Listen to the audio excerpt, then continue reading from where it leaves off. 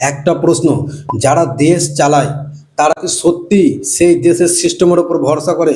কল্পনা করুন, একদিকে সাধারণ মানুষের ছেলে ভাঙা বেঞ্চে বসে ভবিষ্যতের স্বপ্ন লিখছে, অন্যদিকে ক্ষমতাবানদের ছেলে বিদেশে গিয়ে সেরা ইউনিভার্সিটিতে পড়ছে।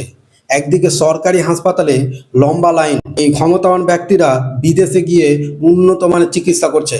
একদিকে দূষিত বাতাস আর নোংরা পানি, আর অন্যদিকে পরিষ্কার শহর আর নিরাপদ জীবন কাটান এই ক্ষমতাবান ব্যক্তিরা। কিন্তু সবচেয়ে বড় রহস্যটা জানেন কোথায়?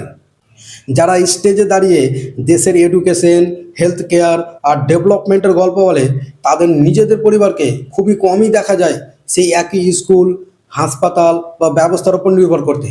তাহলে প্রশ্ন তো উঠতে পারে, যদি একটি ব্যবস্থা সত্যি খুব ভালো হয়, তবে তার সবচেয়ে বড় সমর্থকেরা কেন বিকল্প খোঁজে?